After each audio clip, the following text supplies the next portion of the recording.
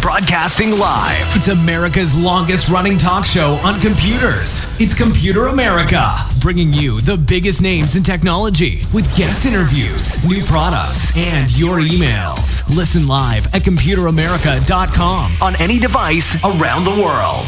Email the show at live@computeramerica.com or find us on social media.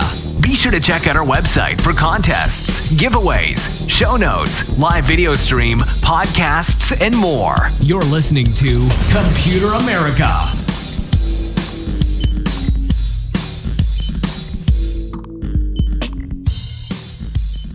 Hello and welcome into the Computer America Show. We are the nation's longest running, nationally syndicated radio talk show on computers and technology. Thank you for joining us. I'm your host, Ben Crossman, and...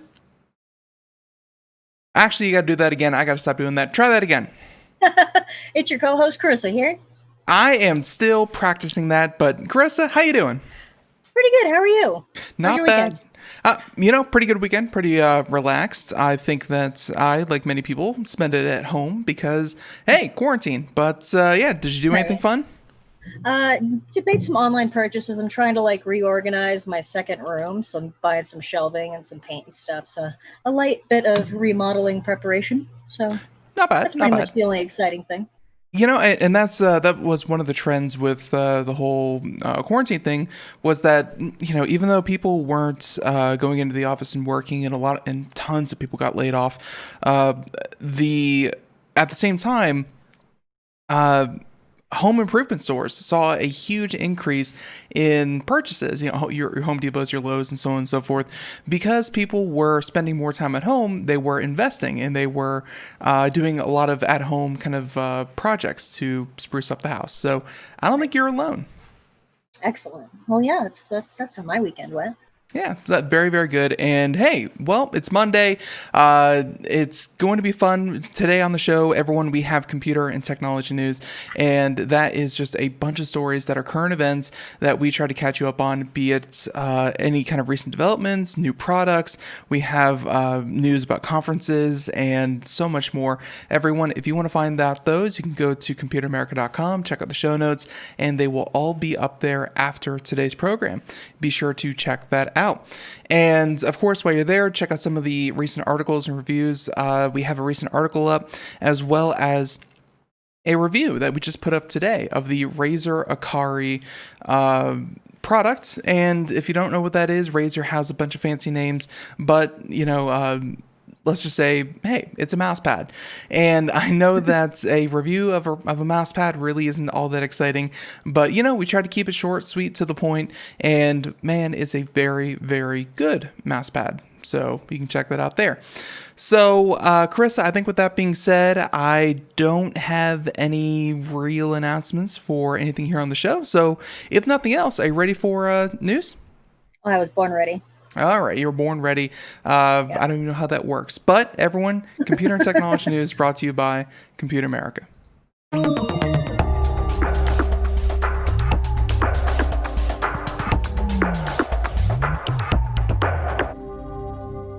So I think for our first story, we're going to do this one because it happened a couple of days ago. I think, this article happened about a week ago, but at the same time, there was a recent development. I'm having a hard time finding some of the articles out of Europe that this is also affecting. This article we're going to piggyback off of, but we're going to, kind of play it loose here, because this article from The Verge is talking about Lyft joins Uber in threatening to pull out of California over driver status, and we're going to talk all about what that means and why they're threatening to pull out of California.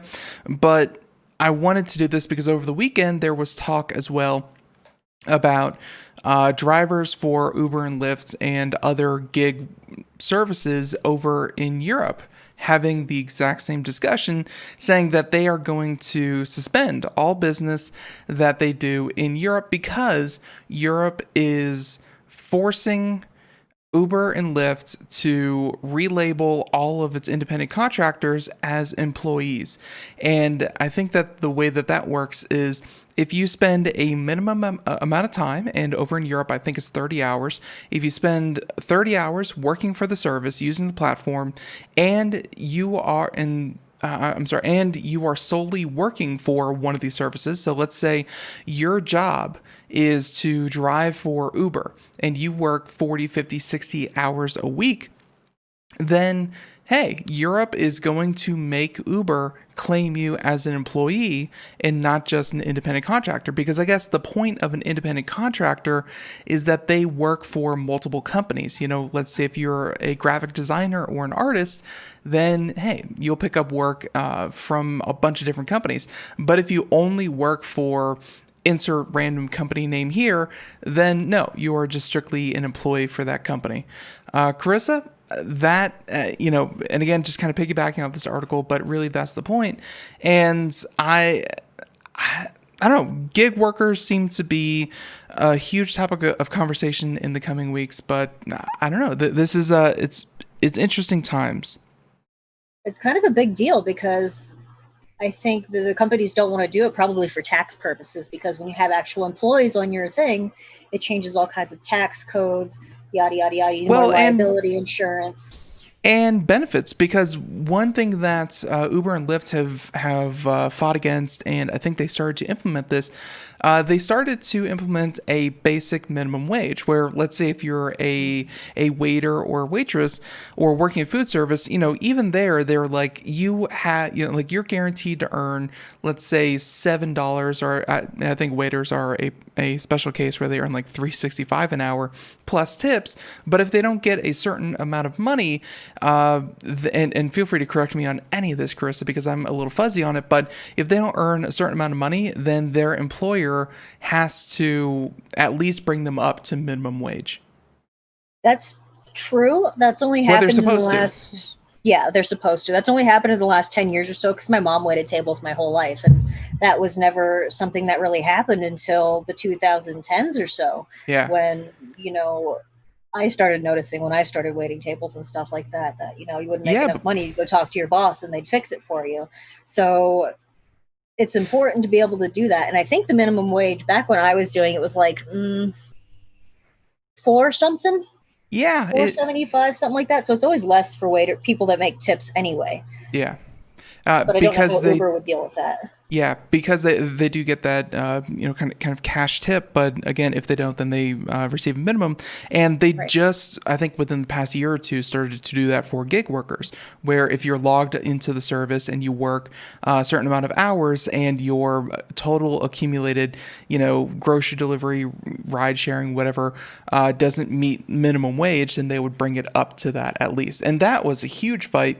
And what they're talking about with employees is that, you're talking about healthcare for potentially, this article I think alone said that, I think that they said they had 21 million participants, and by participants I mean customers, with about 8.7 million being this time since last year, 21 being that time this time last year. They have a huge drop, but at the same time, they still have so many people trying to work for them. They have hundreds of thousands of drivers and gig workers.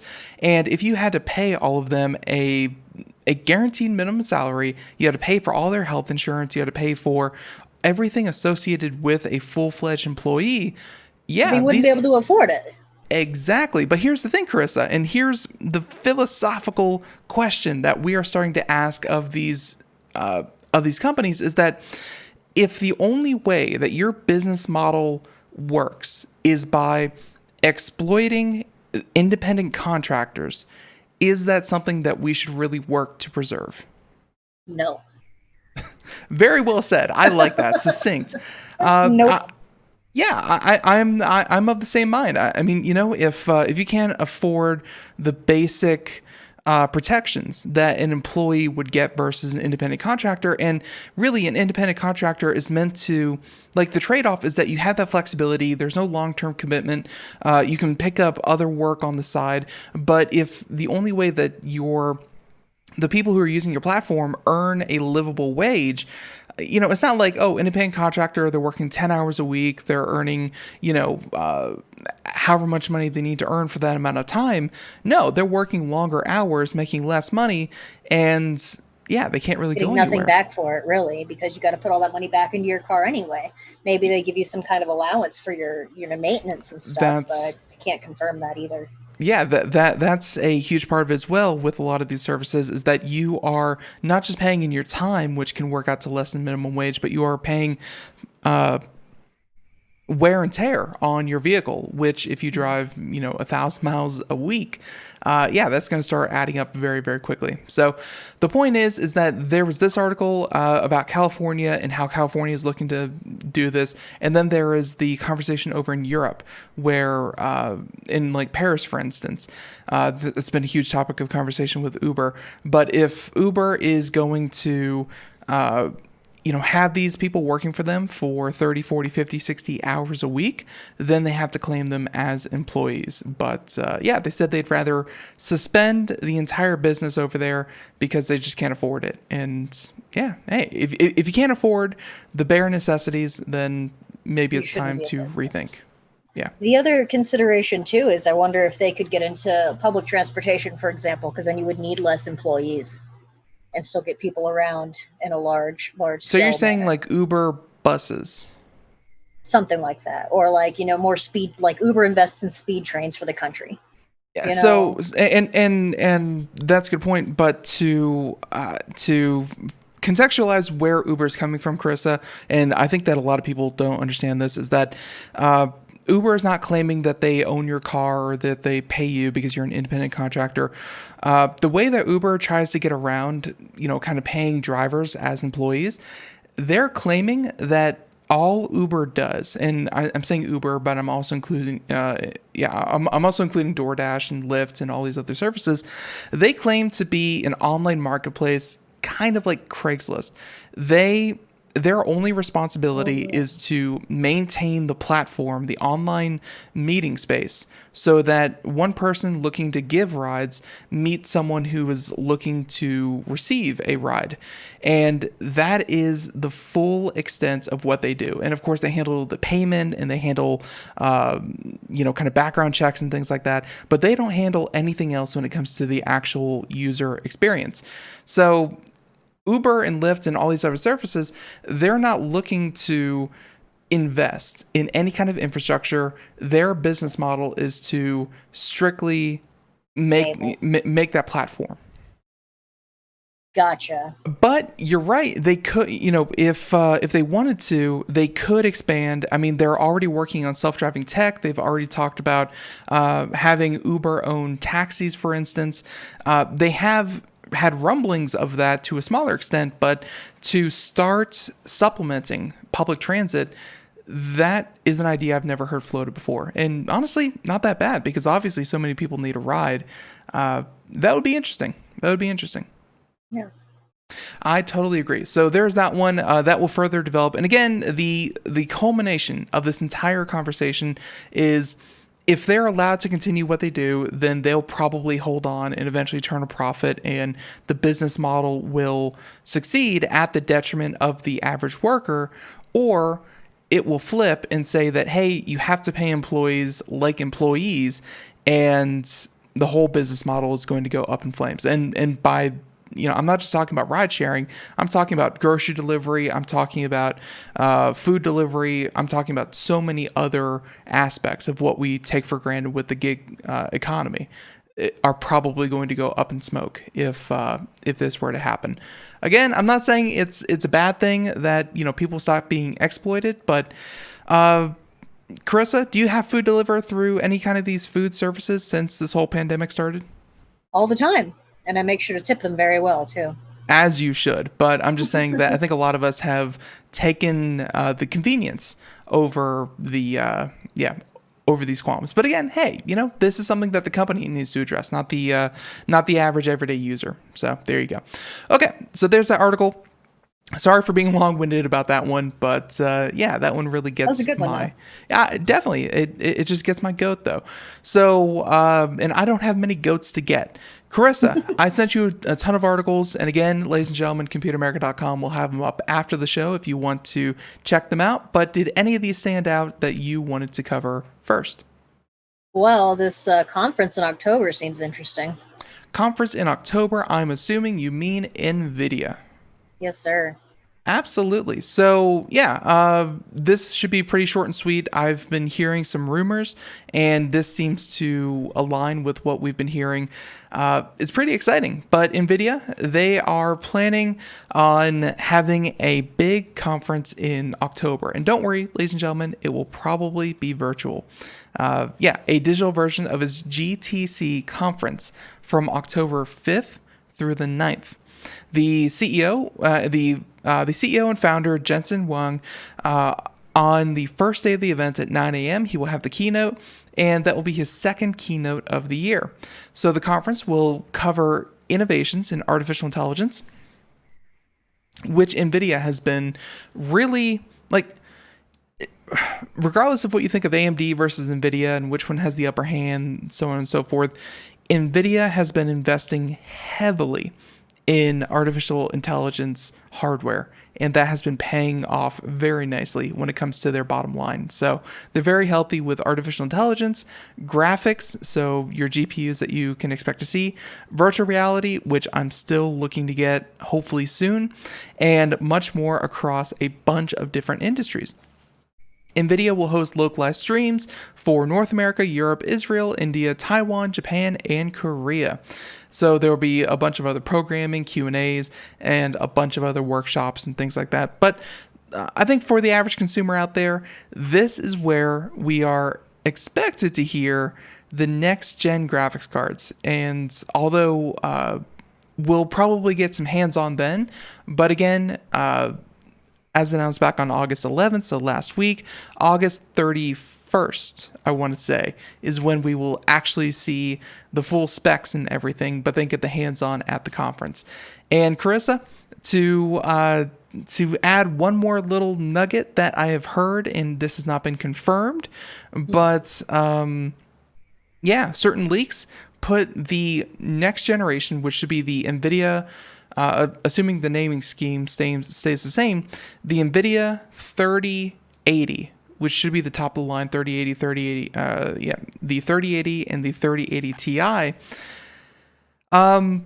Okay, so Carissa, to put this into perspective, I think that the 2080 Ti, when it first came out, was about $1,300 for the top of the line card. And of course, some makers have a special version out there that can go as high as like $1,800 for consumer graphics cards. So to put that into perspective, $1,300, some reports we're seeing put the next gen top graphics card at over $1,500, or like just at $1,500. Graphics cards are getting crazy expensive. It better be getting good with video games too. Like, this is getting ridiculous. I want my freaking holodeck. I want my adequate virtual reality. Virtual reality to be expected. Virtual reality is I'm seeing more and more of it. It's definitely getting adopted, and I'm looking forward to playing more of it myself. It's still very gimmicky, and I don't think a lot of people are. I mean, it just kind of makes sense. Why would you develop for a platform that has a sum total of like 2 to 3 million players, as opposed to, let's say, the mobile market, for instance, which has I don't know, 3 to 4 billion different people you could sell to. It just, that's why the mobile market is so saturated and no one is developing for the virtual reality market. Yeah, but even like mobile games are, I don't know. They're bad. They're terrible. They're awful. They're awful. They are. Your screens are too small. How are you going to get anything done on your phone playing games? But I guess it makes sense because even if you can't afford a computer or an Xbox or whatever, most people have a cell phone, and that's something they can kind of use to entertain themselves. So it makes sense. Right. It's your largest audience, but it's not your most technical platform. I will say, though, that VR getting much more accessible. Back to even like 3 or 4 years ago, only the top end graphics cards could run virtual reality. And now we're looking at, I think that this would be like the third generation of graphics cards that can do virtual reality. So it's getting to the point where every year you have like 1, maybe 1.5, maybe 2 million, depends on how many people upgrade, 2 million more users. And that's going to continue year over year. And, think about maybe 5 years from now, going back like 8 years, that could run virtual reality in a pretty good way. So in the next 5 years, we're going to see a lot of adoption. And I think Nvidia knows that as these graphics cards get to the point where anyone can kind of pick them up and start using them. But we're still at the forefront of the holodeck, as you say. It's getting pretty cool, though, and I hope to see some very, very cool things from NVIDIA. From what I've heard, this is going to be a very good iteration. Like, if you're someone who's waiting for, like, let's say the difference between the 1080 and the 2080 from NVIDIA was like a 15 to 20% performance increase. If you're looking for the next generation to really upgrade, this should be a pretty good one because I've heard everything from 30 to 50% faster in terms of computing power and cores and things like that. This is going to be a good one. That's impressive. Yeah. Oh, Awesome. yeah. It's certainly something. And whereas Intel in the CPU market has, and we're going to talk about Intel here in a second as well, but where Intel has struggled to, kind of maintain the advancement of speed and performance and power consumption and so on and so forth, NVIDIA has been doing very, very well with the GPU market. So again, mark your calendars, 5th through the 9th, we'll be sure to, October 5th through the 9th, and we'll be sure to bring it to you here on Computer America as well. So Carissa, I kind of teased a little bit, but I wanted to get in here as well with Intel, and Intel is looking to get into the GPU market. This is something that Intel has been kind of promising for a little while now.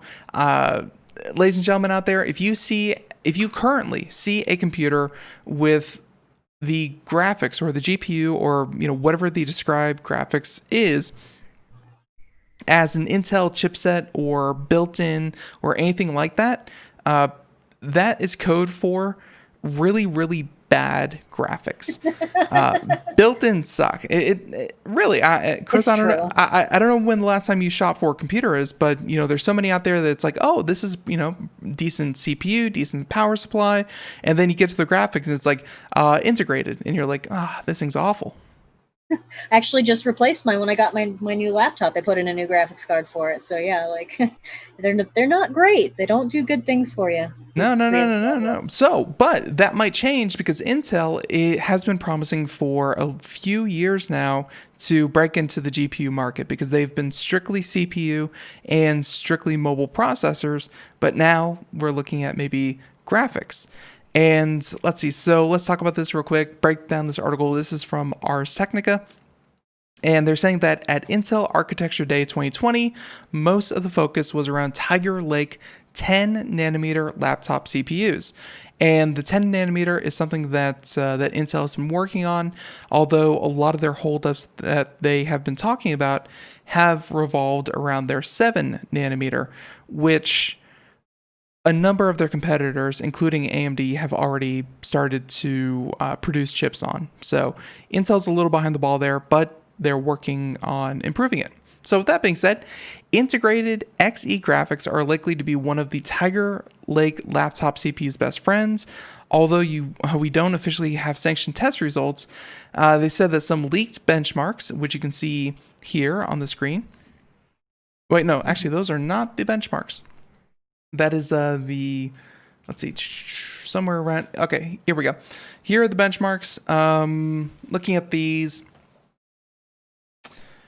not great, not bad, but yeah, we'll parse through these later, but we'll include them in the show notes as well. But anyways, they're saying that they have them beating the Vega 11 chipset in Ryzen 4000 mobile by a sizable 35% margin.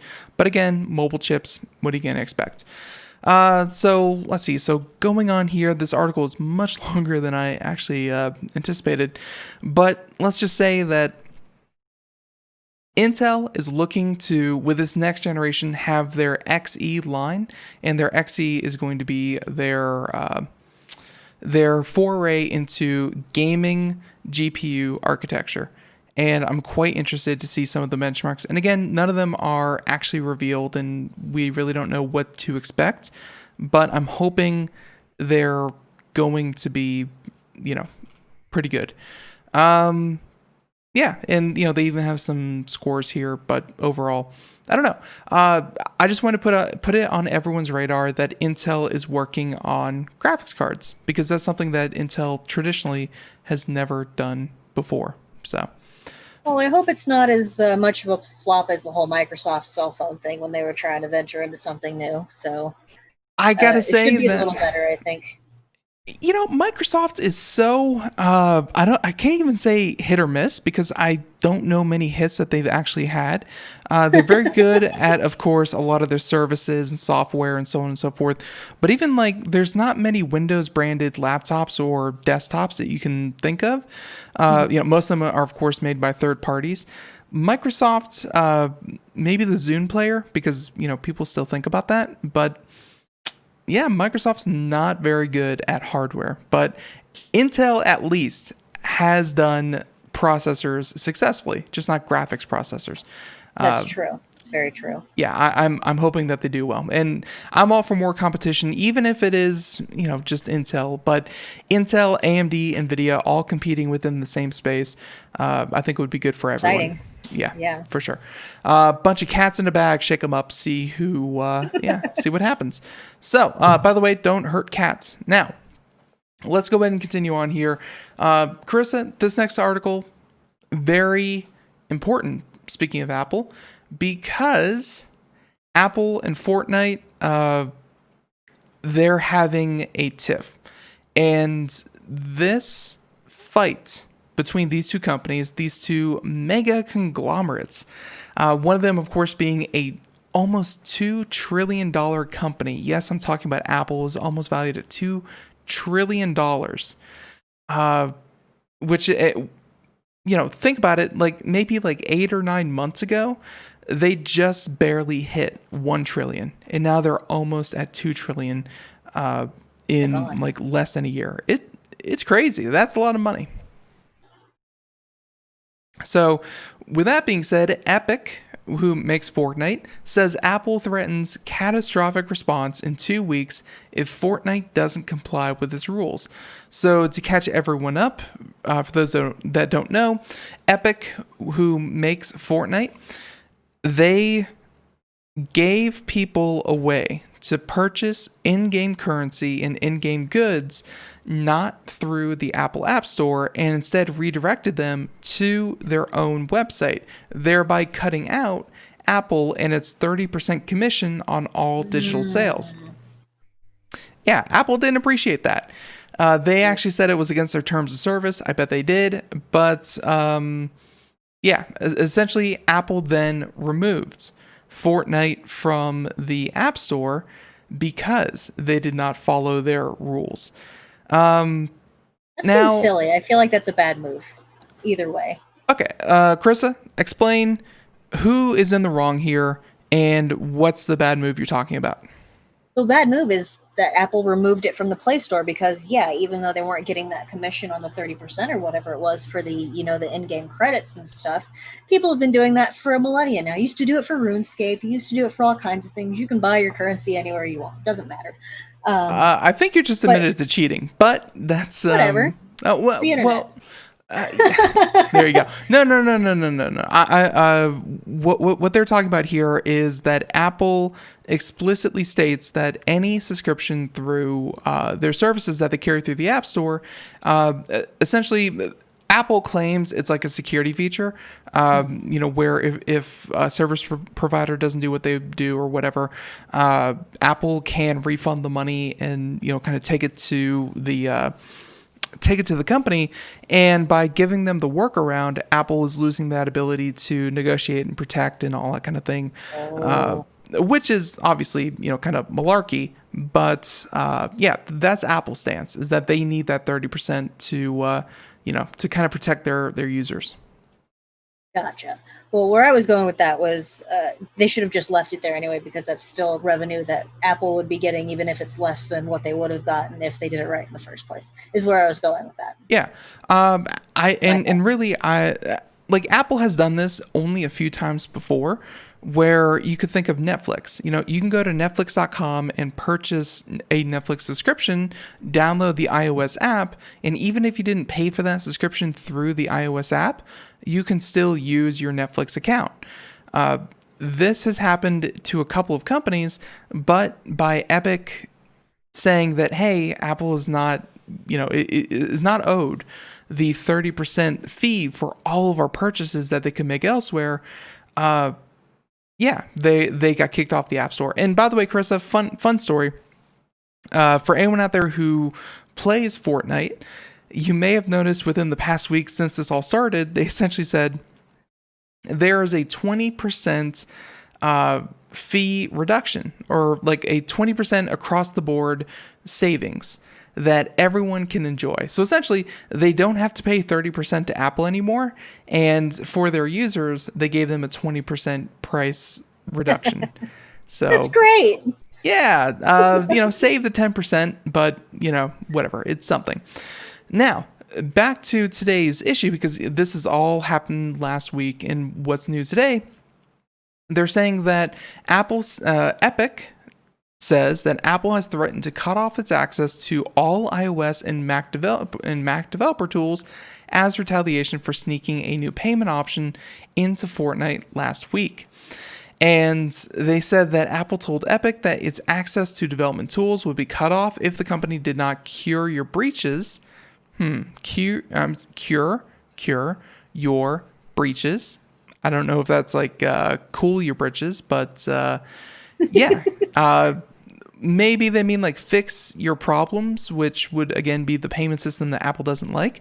Anyways, to Apple's licensing agreement, according to a letter from Apple that was shared by Epic. Failing to do so means that Apple will terminate Epic's inclusion in the Apple Developer Program, a membership that's necessary to distribute on iOS devices.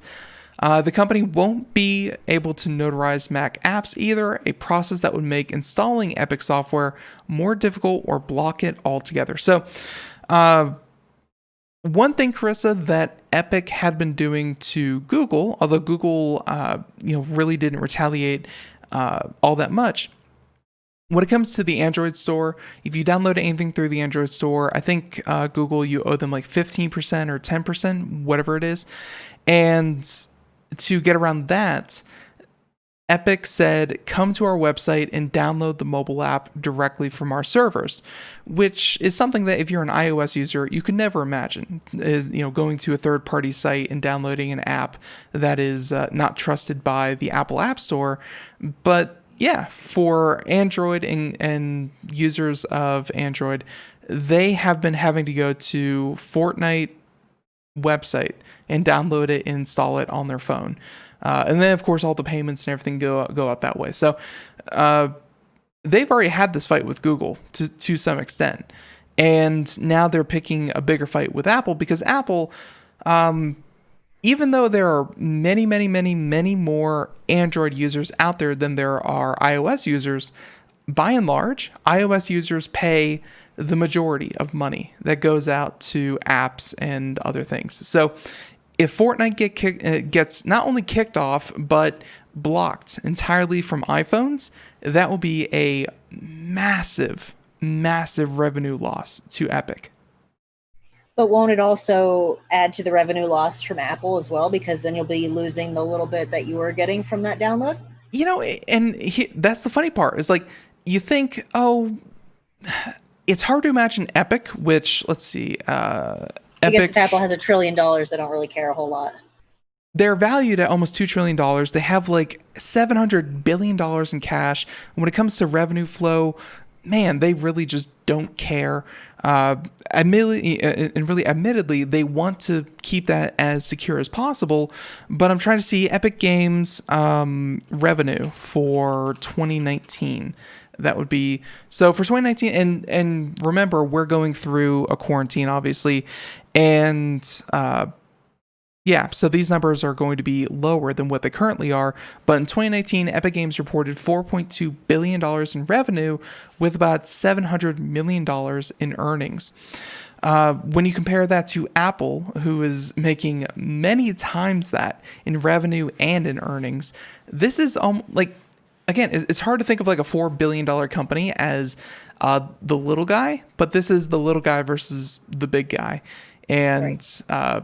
I don't know if they can win this one because Apple, it really feels like until a Supreme Court decision comes down that Apple is being unjust with their 30% Apple App Store fee, then they're going to shove every other service around. Right. It seems like. Well, that's just something they can do. When you're the big fish in the game, you can just kind of do that, unfortunately. Yeah, and even even a $4 billion company is a small fry compared to what it is that Apple is doing. So I guess that would hit them pretty hard if they did do that. Incredibly hard. That would hit them because mobile. I know that we just said, and we both just agreed that mobile games suck. Mobile games have some of the highest revenue in all of the gaming industry. People buy, costumes and aesthetics. They buy memberships and services and so on and so forth. Mobile games bring in the money. That's why Blizzard, Activision is looking to get into the Indian and Chinese market, and they're doing it with mobile games. Pretty much every big developer out there is looking for a way to utilize mobile games in their roadmap because that's where the money is. This would hit them incredibly hard, and I think that Apple can live without Fortnite. I don't think Fortnite can live without the iOS store. So, but just like the Uber driver and Lyft driver and gig, and the whole gig economy, I think that these companies are right and that Apple is probably wrong to price fix that 30%. But, I don't see it changing anytime soon. Probably not, considering they probably control a lot of that within the structure anyway. So right. So to do away with that. Exactly. So to summarize once again, the catastrophic response that Epic is now facing is the having their ability to develop for iOS revoked and no longer being on the platform altogether. And of course, because Apple has such a tight ecosystem, they have such a tight grip on their operating system, you can't even go to like Fortnite.com and download it for iOS. No, it would be detected and deleted or blocked almost immediately by iOS devices. So there's really no workaround. It's negotiate or go away. So there you go. There's Apple. Now, there's that article. Quick question though. Yes. Is there, what if you unlocked your phone? Like if you had an unlocked device and then tried to do that? Apple is very good at detecting jailbreak, and you're talking about jailbreaking a phone, and being able to put any version of any operating system on it or installing apps that, would otherwise need verified. Yeah, Apple's very good at detecting that, and they would probably shut that down too. Because if you want to use... Party poopers. Exactly. If you want to use, anything from iMessaging to any of the App Store, any of the security updates, all that kind of thing, then something's going to break. And yeah, I don't think a lot of people would like the trade-off of being able to play Fortnite and having, security updates. So there you go. That was story number 4. And we're flying right through these. The show's more than halfway over. Tons of different stories that we can talk about. Okay, let's do something happy here because that was a little bit of a bummer, man. Yeah, just a little bit. Let's do something happy and man, not a lot of super happy ones. Okay, let's talk about ZTE real quick. This should be pretty cool. Carissa, one trend in phones that has been happening for a while is that phone screens, and I have my phone screen here. Netflix is giving me notifications, and we're just going to cancel that, clear that off. But anyways, so you can see here on the video portion, which is being completely destroyed by my green screen. The point I'm making with this is that there is no, look, you can even see the reflection. There's no home button. There is barely, there's a horribly applied screen protector. There's barely a camera. There's barely a speaker for, for sound and that kind of thing. Essentially, the phone is becoming more and more barren. But one thing that up until now has been really an ever constant feature is the pinhole for the camera. Before it was like the Mickey Mouse ears and the notch. There was a black bar across the top that had the camera. Yeah, that's what's been there. So Carissa, what do you think companies are trying to do? It looks like what they're trying to do is give you more screen space, that tiny little fraction up at the top where it covers up where your camera would be. I have one on mine as well. It's just a little boop that comes down, a little spot there. I believe they call that the notch nowadays.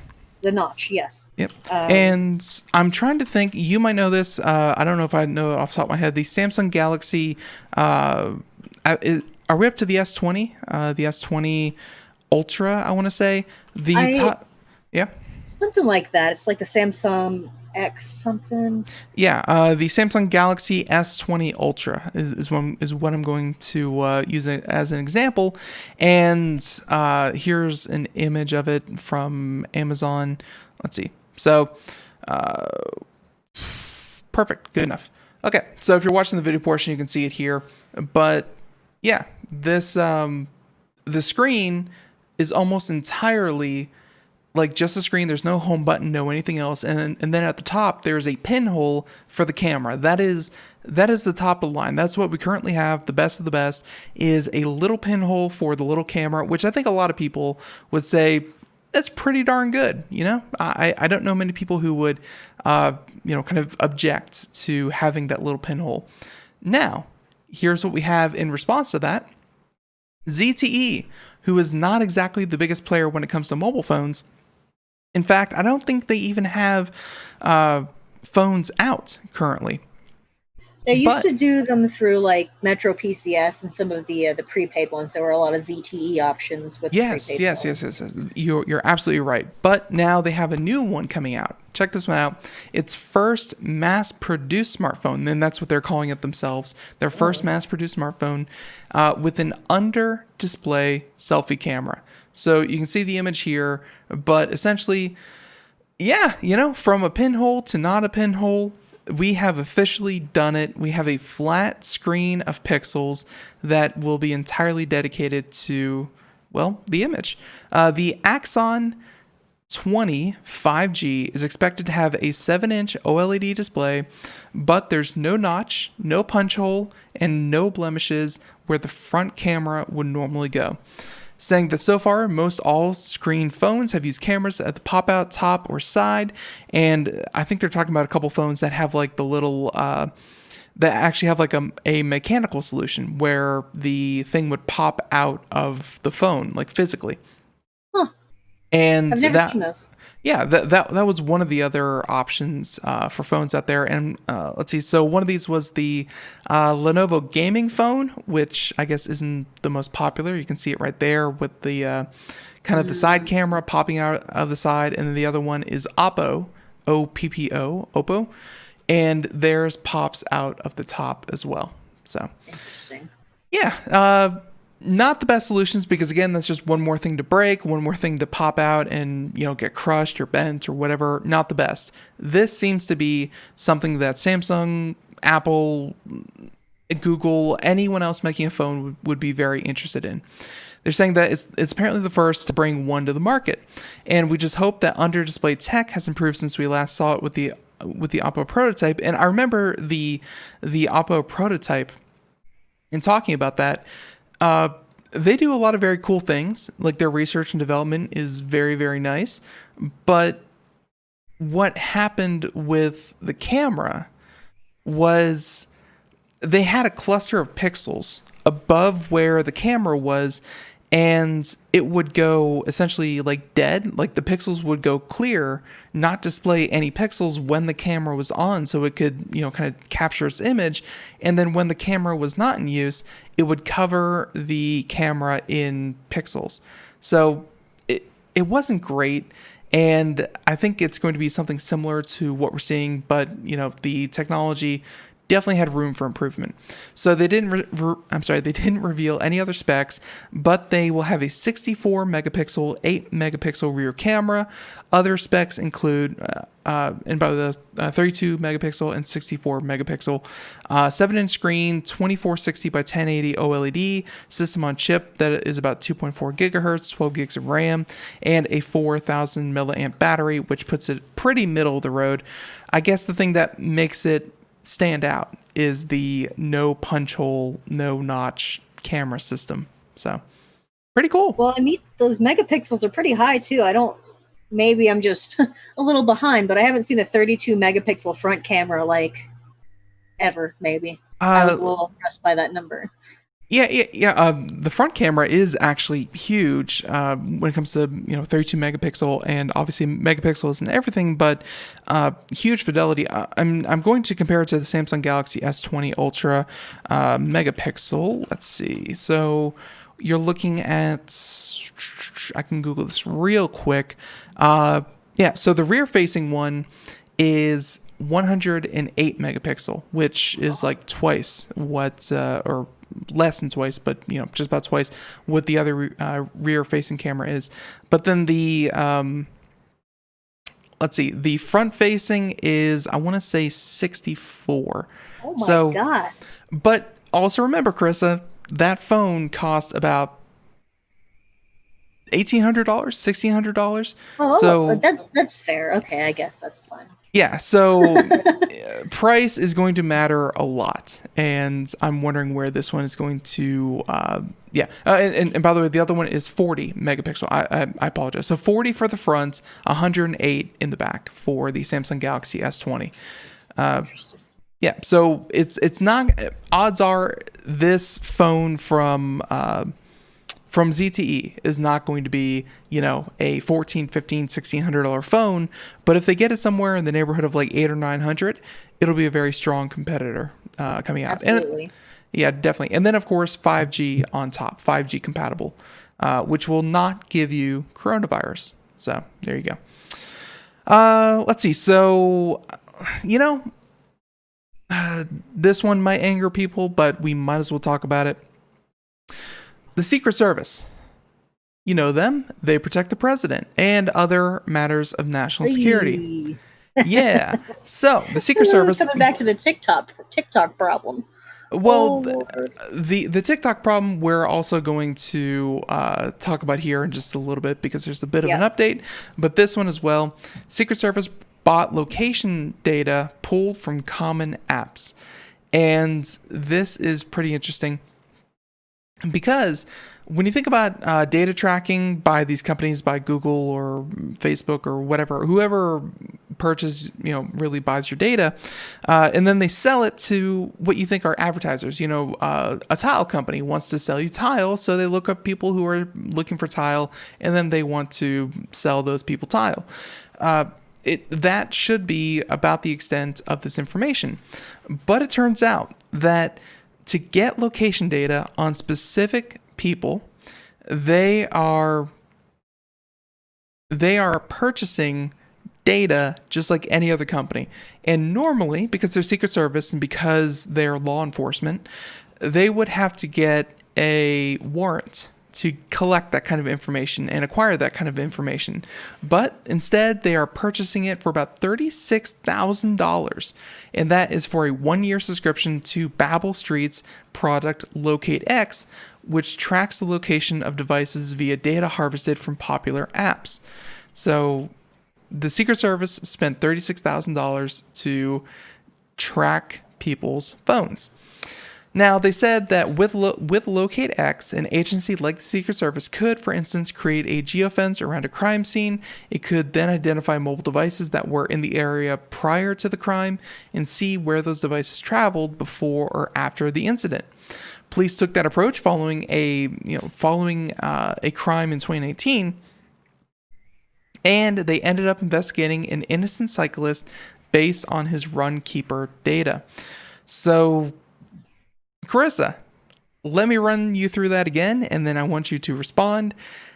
They want to section off a crime scene, any crime that they see fit, and they'll geofence it. So they'll put a virtual boundary around it. In any device before, during, or after the crime, they are going to get all of that location-based data and who's associated with the device, where they went after they left the crime scene, where they went before they were at the crime scene. They're going to get all of that. And again, all of this is outside law enforcement, outside legal protections. It is just, hey, they paid their $30,000. They can track anyone they want. I hate that. And well said. I think it's far worse than that. They keep saying crime scenes. I think it's to wrangle up protesters. I think it's far deeper than just crime scenes and burglaries. I think it's to keep down people who are trying to make changes, because that's what's happening right now. These crime scenes they're talking about are protesters. Protesters. Within the article here, again from Engadget, they have this paragraph saying that this isn't a new issue. Federal agents have reportedly been buying commercially available cell phone data location to track immigrants for years. And here you go, Carissa. A recent report on Black Lives Matter protesters released by Mobile Walla shows just how much information private companies can glean from smartphone apps. And of course, they mean by who's at a protest, when did they get there, and how long did they stay. Yeah, that kind of information is easily accessible. Especially if you have Facebook connected to it and all the facial recognition. Yeah, they're just trying to hunt down protesters that are, making moves, and people that are trying to solve problems, so that way they can, they're doing it to their perspective. Yeah, no doubt. They're doing it under the guise of, crime scenes, like you said. But hey, when they get to dictate what a crime scene is, and even if that's a tipped over trash can or loitering, then yeah, they're going to be able to collect a lot of data. So with that being said, it's unclear how federal agencies get away with obtaining info without a warrant. In 2018, the U.S. Supreme Court ruled that law enforcement need a warrant to perform cell phone tower searches. But why bother when you have the app data? And really, that's the heart of the issue, is that they have traditionally had to get warrants. They had to prove that this information was going to lead to an arrest or be relevant to an ongoing investigation. And law enforcement instead are saying, hey, what if we just pay $30,000 out of our taxpayer funded bank account, and we get to track all of this data that would traditionally take a lot longer to get through, through warrants. And sadly, this happens so often in technology. This is probably a situation that is, once again, just going to have to wait its turn and get to the Supreme Court for them to decide if this is actually legal or not. Because right now, they're operating in a gray zone. My next concern with this whole thing, too, is why is everybody's data being sold for such little money?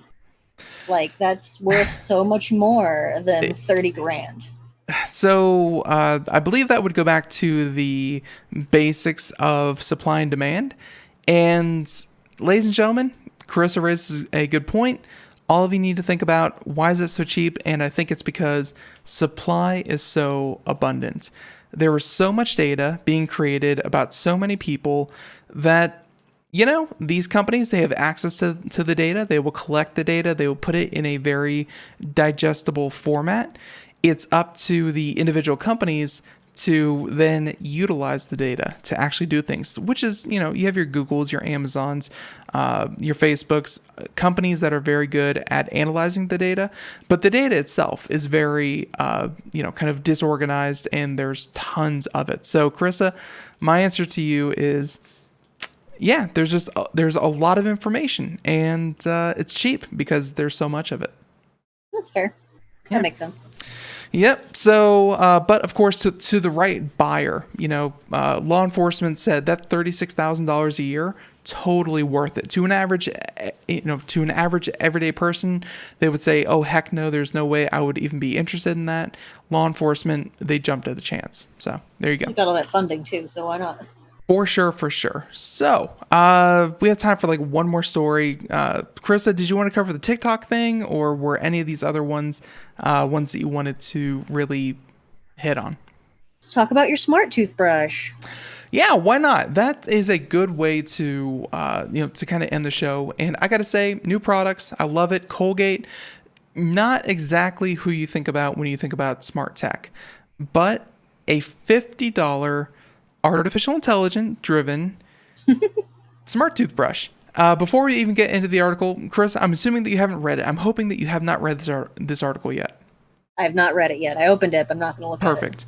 Now, before we even get into it, I want you to, in your grandest imagination, knowing what AI is, how would a toothbrush use artificial intelligence, the ability to learn and to adapt with a lot of data? How would a toothbrush use AI to improve itself?